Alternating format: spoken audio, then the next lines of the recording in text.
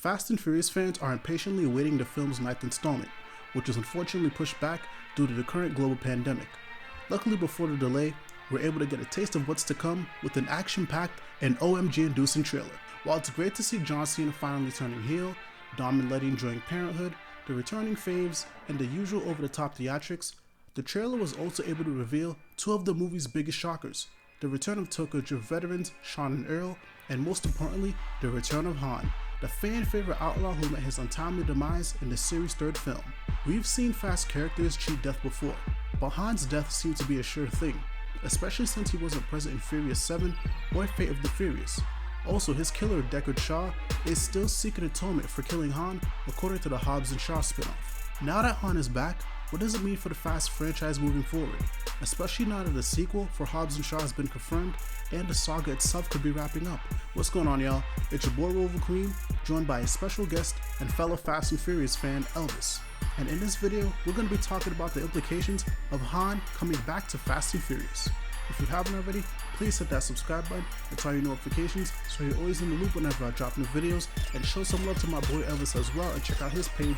He drops a weekly video series called The Unsourced Wall, where he reviews comics and talks about the current happenings in the comic book world. Well, hello there, I'm Elvis, and it's a great pleasure to be here. Let's get this started. First of all, what you need to know is that the character of Han Solo was introduced in Justin Lin's film Better Luck Tomorrow, which is an indie film based on the real-life murder of a high school teen and the covering up of said murder by his own friends and the people who were accomplices in that despicable crime. Lin would then go on to direct Tokyo Drift and bring Han's character over with him. Despite the movie performing terribly both critically and financially, wrongfully so, Han was a hit with the fans, even though he died about 2/3 of the way through, in a hit-and-run accident later revealed to be orchestrated by Deckard Shaw, who we'll get to later. However, at the end of the movie, Han was confirmed to have ties to Dom, thanks to a brief cameo at the end by Vin Diesel. The positive response to Han inspired Lin to shift the Fast timeline, so the movies that came after it would take place before Tokyo Drift. The focus on this further character development would allow the series to introduce a romance with the villain Gone Good Giselle, adding to the only hint of that tragic backstory that Han vaguely references to Tokyo Drift, as the two make plans to head to Tokyo to live their lives together. Unfortunately, only Han makes it, as Fast 6 saw the heroic death of Giselle, and this led Han to part ways with the rest of the crew, and to fulfill their dream by himself. The movies, now caught up to Tokyo Drift's events, solidified things with a shocking post-credits scene at the end of Fast 6, showing the full picture behind Han's death. Death by Deckard Shaw. Because of this new 4-movie character arc, Lin was able to successfully provide Han with more backstory, but also boost the significance of that bastard child that was once Tokyo Drift, cementing it as one of the most important, if not the most important movie in the franchise. Without it, nothing else could have existed. None of the other plot points that people have come to love or hate, depending on your taste, would have happened. So that's a funny fate for a movie that the original movie's director, Rob Cohen, once called the worst in the series. However, due to scheduling conflicts and the untimely demise of Paul Walker, may he rest in peace, Lin was unable to return to direct Furious 7. James Wan would take over as director and then double down on making Deckard Shaw, played by Jason Statham, a threatening foe, all in the name of vengeance for his brother Owen Shaw, the big bad in Fast 6 that the gang left for dead. The fate of the Furious is where things would begin to take an interesting turn. F. Gary Gray took over as director, which led to some questionable creative decisions. Deckard Shaw, who was a sworn enemy of Dom's crew and killed and harmed many of the characters, ended up being the one who heroically saved Dom's child from the hands of Cypher, the newest big bad of the series.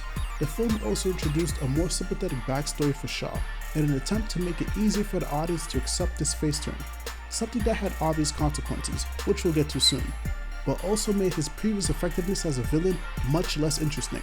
In fact, at the end of the film, Shaw is present at the usual Toretto family dinner, signaling that he is one of the members of the family, a far cry from the menace he has been in the previous movie. As you can guess, this change didn't sit right with fans of the series at all. Deckard had committed an unforgivable sin by killing Han and by his actions throughout Furious 7, so to have Dom and the others accept him with open arms just one movie later was a disservice to not only Shaw's own impact, but most importantly to Han's character and all of the hard work Lin and Wan put into those plots. This was only made worse by the reveal that Fate of Furious was going to lead into a Hobbs and Shaw spin-off movie, a development that caused a lot of conflict behind the scenes among cast members and even production staff. For fans of Han, to make this movie was even more of a slap in the face, adding insult to injury, salt in the wound. The franchise was now doubling down on making the hero's killer a good guy, and also pretty much raising him above where Han was to begin with by giving him his own potential franchise, basically forgetting and downplaying the significance that Han had and his connections to everyone else in the series. The Justice for Han hashtag was birthed as a result,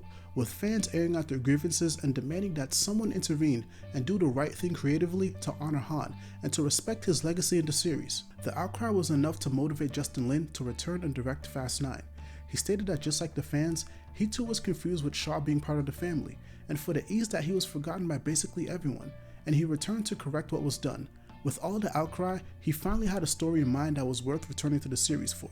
With Han back in the fold, there's several implications that could arise in terms of story and production in future Fast films. Han could turn on his friends for accepting Shaw as a member of the family. Han has gone through some pretty dark times, starting from his debut in Better Luck Tomorrow, where he plays a very shady and almost villainous role in the story, to his death in Tokyo Drift. Realizing that his friends were welcoming to Shaw after he was supposedly killed by him could be the very last straw that sends him over the edge, or, as it stands, could bring him right back to his shady roots. Hobbs and Shaw too could see Han confront Shaw and try to get revenge. Shaw is taking atonement for killing Han, and what better way to tackle that than by having the two face off in the sequel. One of the biggest issues in the first movie was how Han's death wasn't discussed outside of that one throwaway line. Hobbs and Shaw 2 could be the movie to correct that error and give fans the closure they need, and also pull double duty by bringing the spin-off more in line with the rest of the series, which for now is kind of on its own. It's a bit of an odd duck out. Han returning will kill interest for Hobbs and Shaw 2.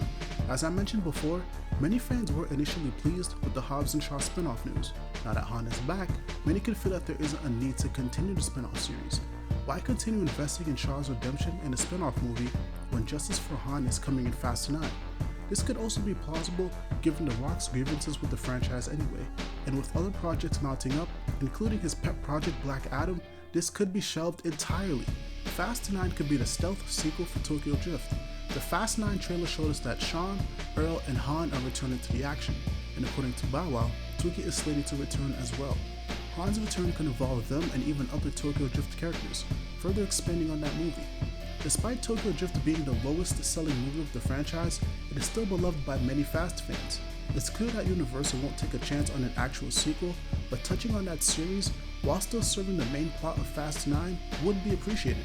This could be an arc that's spread across Fast 9 and the 10th film. With Han and the other cast members from Tokyo Drift returning, it sets up an almost endgame level culmination of past entries and plot threads. Han could very well only be a small part of this movie, just to set up whatever plan or scheme he has in mind against Shaw in Part 10. Reminder, the tagline is "Justice is coming, not justice is here." And we already know that Shaw isn't going to be in Fast 9 unless the series pulls some major twists out of the bag, which I am not going to underestimate. This would leave Hobbs and Shaw 2, if that movie ever does get made, to follow its own plot hooks, because it set up a lot of its own little story threads that if we did have to put Han back into there, it would have to neglect or forget about, and that would be a shame. And it would also give this new Just for Han story enough room to breathe. So, if that is the case, I can see this arc being spread out in a way where Han and the family have to find a middle ground between his sense of vengeance and their adherence to forgiveness and redemption. Han could very well be an antagonist for most of 10 if this ends up happening, but I ultimately see this plot ending on an uplifting, optimistic note, where they pretty much get him around to their side, and we find some reconciliation with everybody. That would be a pretty nice beat to end the series on, or at least this saga, this chapter in the series. Han's return is something that Fast fans never saw coming. His death, his life were so impactful to the series that it almost bordered on unthinkable to bring him back to life. Now that he's back, it opens the door for several outcomes production-wise and in the main Fast story. With Fast 9 now a year away, and Hobbs and Shaw 2 just recently being confirmed, we may see more news and clips that show the impact of this shocking creative decision. What do you think will happen as a result of Han coming back? Let me know down below in the comments. And if you guys enjoyed this video, please hit that like, please hit that subscribe button and turn on your notifications. And also a big thank you for Elvis for coming through and helping me out on this video. Please show some love on his page as well. I just want to say thank you for having me on, Ro. This was a great deep dive. I love Fast and Furious, and it was just a pleasure trying to hash this out with you. This was a great experience and opportunity, and if anyone out there liked my contributions to this episode, you can always find me on Unsourced Wall Radio. You can find that on YouTube, on Castbox, on Apple iTunes, and also you can find me on Twitter at TheSnickman. I'm sure to link links below in the description, so check them out. And thank you again so much, Ro. You're amazing and you're a real one. And don't forget, you guys, I stream every single Friday from 6 to 8 p.m. Eastern Time. Much love, much peace, be safe out there. Roliver Queen out.